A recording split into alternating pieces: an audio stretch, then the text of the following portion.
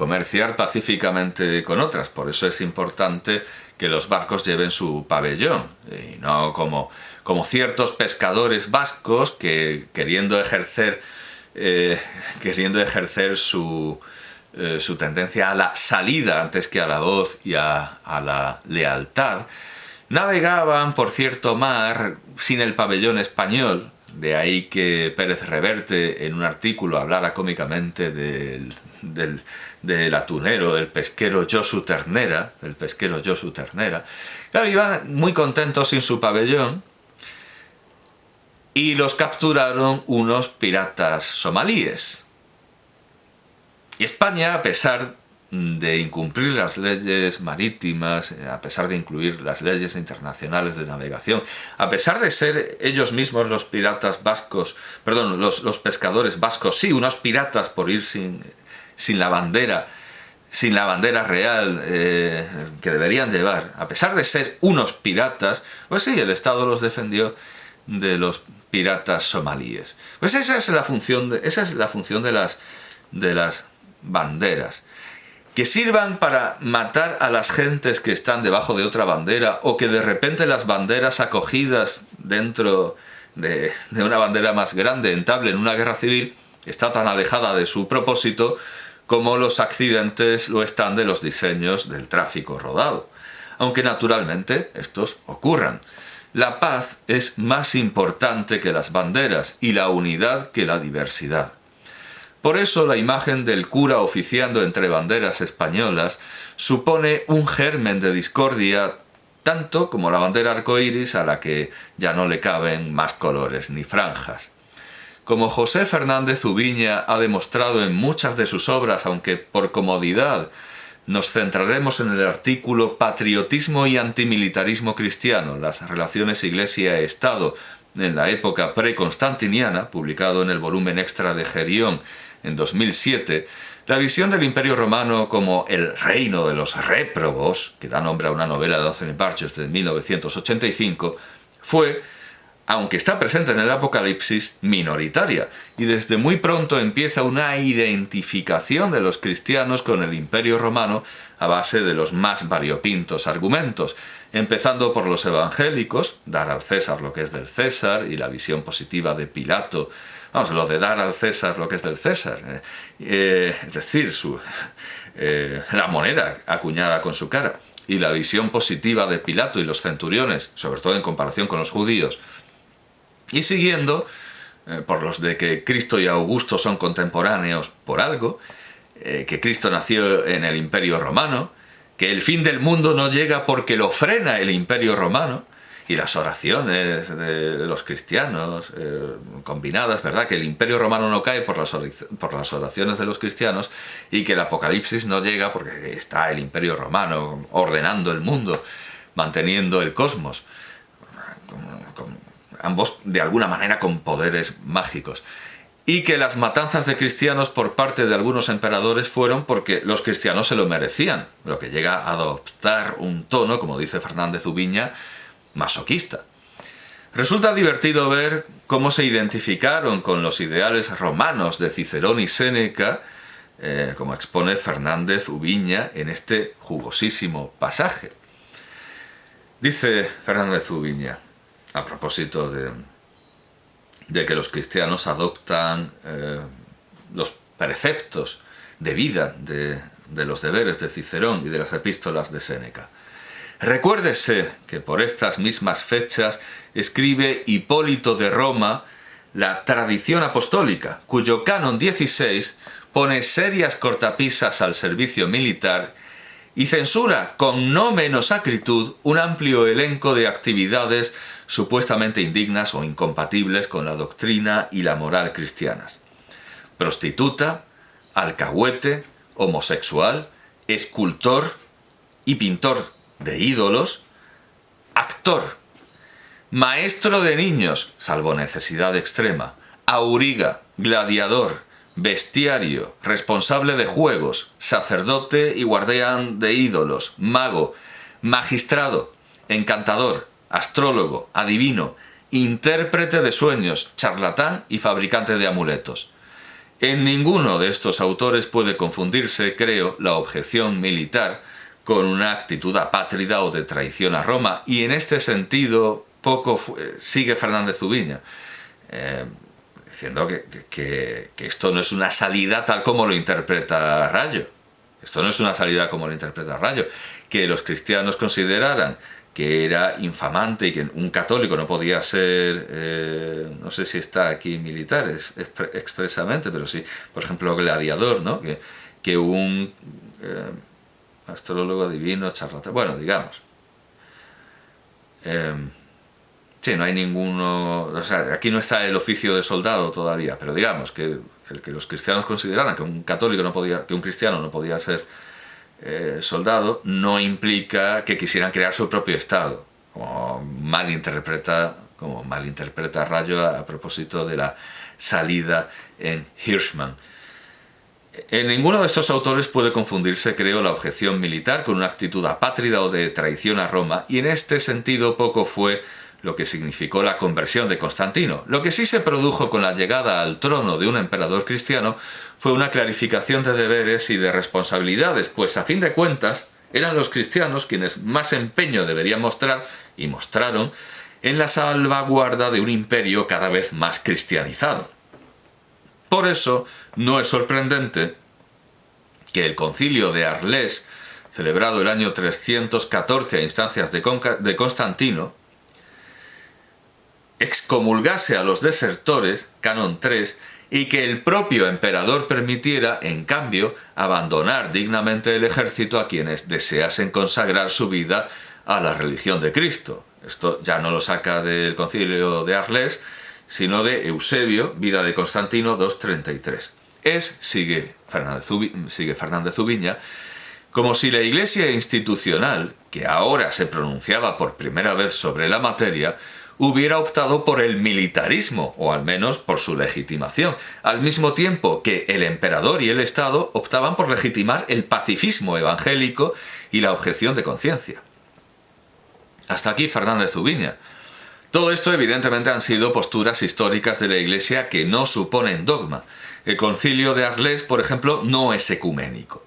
Pero resulta hilarante recordar a quienes quieren vincular por completo la bandera de España con la religión católica, que esta última, y también dentro de la primera, dentro de España, porque Fernández Ubiña cita el concilio de Elvira, veía incompatible ser católico con ser general, torero, prohibición que reiteró San Pío V, o presidente de un club de fútbol, por extrapolar a nuestro tiempo lo que es ser militar, bestiario y organizador de juegos. Y son posturas erróneas, evidentemente. Antes que Roma, por cierto, también estaban prohibidos los aurigas, que sería lo más parecido a nuestros jugadores de fútbol. Digo que son posturas erróneas. Evidentemente, por supuesto. Antes que Roma, Armenia adoptó el cristianismo como religión oficial. Armenia era aliada de Roma, pero ¿qué sentido habría tenido una guerra entre ambas? Jesús dijo que había que dar al César lo que es del César, refiriéndose a los impuestos, sin entrar en la cuestión del servicio militar, posibilidad que ni podían imaginar quienes preguntaban. Pero es más importante este pasaje, Marcos 9, 38, 41, y que también está en Lucas 9, 49, 50, de manera más breve, claro. Díjole Juan: Maestro, vimos a uno que no anda con nosotros lanzar demonios en tu nombre, y se lo estorbamos. Mas Jesús dijo: No se lo estorbéis, pues no habrá nadie que obre un milagro en mi nombre y puede enseguida hablar mal de mí. Pues quien no está contra vosotros, con nosotros está. Y quien os diere de beber un vaso de agua a título de ser vosotros de Cristo, en verdad os digo que no perderá su galardón. Hasta aquí el Evangelio. ¿Quién puede no ver que violó el quien no está con nosotros? Quien no está contra nosotros, con nosotros está. Quien no está contra nosotros, con nosotros está. ¿Quién puede ver que esto flaquea, y no solo flaquea, sino que se conculca, se pisotea? En la batalla de Adrianópolis del año 378, entre los tervingios de Frigiterno y los romanos de Valente, siendo todos ellos cristianos arrianos, y en la ejecución de Prisciliano de Ávila en el año 385. No puede haber una sola bandera que represente a toda la cristiandad, ni siquiera y ni para un católico la del Estado de la Ciudad del Vaticano, que no es más que eso, un Estado. Cuanto menos la de España y cuanto menos las banderas de la ermita de la Virgen del pueblo de cada cual, como quiere Juan Manuel de Prada. De un cura en su sermón oí que tuvo que lidiar con un caso en el que en un pueblo de Jaén los padres de unos novios se oponían al matrimonio porque las familias eran de cofradías distintas, y no logró arreglarlo. Muchos se citan las palabras de Alfonso VIII en la Historia de España de Alfonso X el Sabio. Des que los sus naturales hubo el rey don Alfonso puesto en recapto desta guisa, apartóse otro día con los de Aragón, portugaleses, gallegos, asturianos, esos que y vinieron. Et díxoles así el rey don Alfonso: amigos, todos nos somos españoles. Entráronnos los moros la tierra por fuerza y conquiriénnosla. Pero hay que matizar mucho ese todos de la Reconquista. Todos somos españoles, sí, unos más que otros. Aparte de hacerse la guerra unos a otros, había muchos españoles que estaban segregados y no podían ocupar todo el espacio público, como los judíos, los esclavos y las mujeres, exactamente como ocurría en la zona islamizada. Y obviamente al limitarse el espacio para unos, se limitaba para todos. Hoy se consideran progresistas esos espacios seguros, esas chuecas, con todos los respetos y perdón para don Federico, porque claro, esas chuecas suenan a checas, claro, esas checas que son, esa checa que es chueca, esa checa de homosexuales que es chueca, pero una checa positiva, un gueto favorable, en tanto que muchísimos pueblos de Extremadura, de Andalucía, del País Vasco, pues no son precisamente chueca, así que chueca es un gueto, es algo que limita el espacio público y que de alguna manera legitima al resto del mundo que no es chueca para no ser precisamente chueca. Y estos espacios seguros hasta encuentran su reflejo virtual. Los nazis se van a Telegram y los rojillos a Blue Sky, que es un espacio tan seguro, que cuando van los palestinos a quejarse de que los están matando, la plataforma los expulsa y les borra el contenido por decir cosas violentas. Hombre, ¿qué vienes a decir aquí? Que esto es un espacio seguro. Pero el caso es que hasta los nobles reconquistados estaban segregados por su linaje. Nos dice esto en 1884 José María Cuadrado. Podría haber usado el Fuero de Salamanca. Lo que pasa es que en el Fuero de Salamanca los linajes están divididos en distintos artículos y José María Cuadrado los recoge todos. En España, sus monumentos y arte, su naturaleza e historia. Efectivamente, habla acerca de los linajes de Salamanca. Dice José María Cuadrado: como población compuesta de diversas razas o naturas que turnaban en los cargos y oficios públicos, tenía 7 alcaldes y 7 justicias elegidos de cada una. O sea, era multiétnico, pero en realidad no eran más que aristócratas reconquistadores, pero se consideraban como multiétnicos y cada uno tenía su propio alcalde y justicia. 7 alcaldes y 7 justicias elegidos de cada una, y el orden con el que se sucedían era el siguiente: serranos, castellanos, mozárabes, francos, portugaleses, bragancianos y toreses, no faltando en esta alternativa entre las procedencias arriba indicadas, sino los gallegos. Ignoramos con qué motivo. Bueno, pues hasta aquí Cuadrado. Con el tiempo estallaron las inevitables banderías, si es que era de lógica. Y si es que en cuanto se hace un estado étnico, un microestado, al final se acaban matando, por mucho que se divida, no se puede dividir hasta la eternidad. Y bueno, hubo hasta una tierra de nadie, que no zona desmilitarizada. Así lo canta Julián de Armendáriz en Patrón Salmantino, de 1603. En bandos ardiendo estaban los manzanos y monrolles, y a ti, ciudad que me oyes, las piedras ensangrentaban. Arde en sangre y furor ciego, y el ardor los pechos pasa, que también la sangre abrasa por lo que tiene de fuego. El más remoto plebeyo dudoso en bandos vivía, como en Roma cuando había los de César y Pompeyo. Tratan venganzas subtiles los dos bandos neutrales con espadas criminales que no con leyes civiles. Unos a otros se ofenden, huyen, siguen, salen, entran y hasta las piernas se encuentran por el bando que defienden. Trazan ocultas celadas, heridas, muertes y menguas, las mujeres con las lenguas, los hombres con las espadas.